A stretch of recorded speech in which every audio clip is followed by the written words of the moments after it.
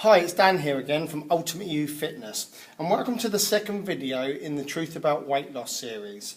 Now today what I'm going to talk to you about is the first one, which is the most important, progressive nutrition. Now essentially there's two main hormones in the body that control whether you gain weight or lose weight. The first one's called insulin, which a lot of people have heard of through diabetes and that kind of thing, and the second one's called glucagon. Now, before I go into those, what I want to do is talk through what most people typically eat on a daily basis. Now, most of the people I see would predominantly have cereal for breakfast, some form of crisps or chocolate for snacks, a sandwich for their lunchtime, and then for dinner some pasta dish, something like that. That's typical of most of the people I see. Now, when we're looking at foods, we need to really break them down into three food groups essentially. So the first one we're going to break down is carbohydrates. Carbohydrates are basically anything that grow from the ground. So any wheat-based products, things like your bread, your pastas, your rice, your cereals, your potatoes. You've also then got fruit and veg and salad are also carbohydrates. Then you've got things like biscuits, crisps, chocolate sweets, cakes, fizzy drinks, ice creams and things like that. So they're all carbohydrates. They all sit in the carbohydrate bracket.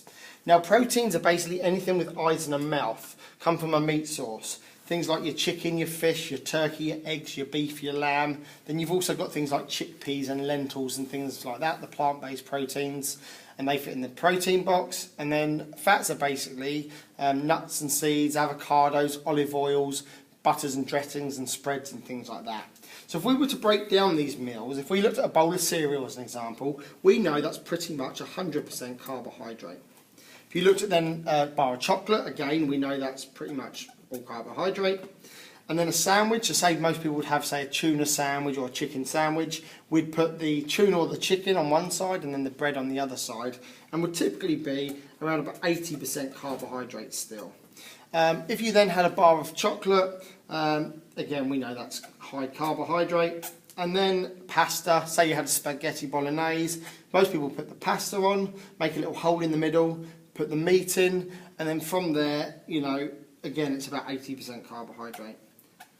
So what's typical of most of the people I see is they're pretty much having between 80 to 90% carbohydrates on a daily basis. Now let me explain to you what carbohydrates are and their role within the body. Carbohydrates, no matter what you eat, whether you eat biscuits, crisps, chocolate sweets, cakes, rice, pasta, potatoes or cereal, they're all the same thing. Your body can't tell the difference between any of those foods. And basically at the end of the line, they all end up as sugar within the body. And let me explain how this works. When you eat your first meal of the day, which is predominantly carbohydrates, that comes into the body and the body breaks it down to sugar.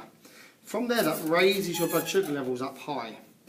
At this high point here, your body's saying, actually, there's too much sugar now in the blood and I need to get rid of that sugar. So it produces the hormone insulin.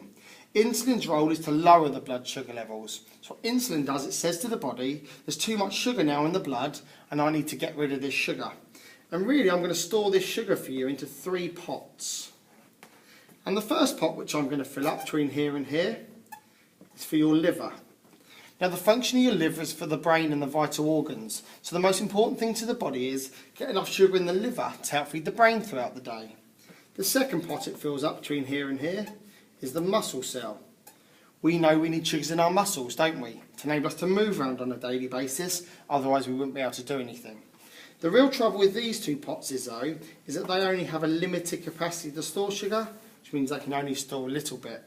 All the excess dietary sugar then between there and there goes into the third pot, which is the fat pot.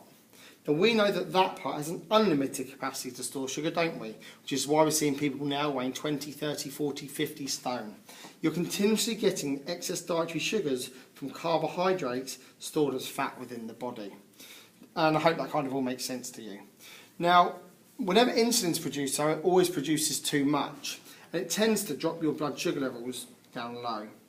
At this low point here, you're in something called hypoglycemia, which is low blood sugar levels. Typical symptoms of hypoglycemia are lack of concentration, mood swings, fatigue, tiredness, craving sugary types of foods and all that kind of stuff. Most of the people I see probably experience that 3, 4, maybe 5 times a day on some level, as I'm sure most of you kind of do as well. What you then do is have your next meal, predominantly carbohydrates, will lift you back up, back down, back up, back down, back up, back down. So what you're doing throughout your day is what we call sugar spiking. And every single time insulin is produced at the top here, all that excess dietary sugar up there is converted into fat. Now, the body's really, really clever. It doesn't just store fat for no reason. It doesn't just say, let's have a little bit of fun with everyone and make everybody store fat. It stores fat for this reason. For 1 gram of fat is worth 9 calories of energy. 1 gram of carbs is worth 4 calories of energy.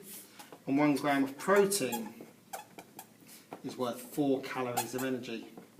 So the body will naturally want to use fat as its main energy source. The trouble we all face is we eat the same thing day after day, therefore gaining weight over a period of time. You don't just wake up all of a sudden and you're carrying 1, 2, 5, 10 stone. It comes on you bit by bit by bit until you look in the mirror one day and say, actually, I need to make certain changes. And that's how that all works.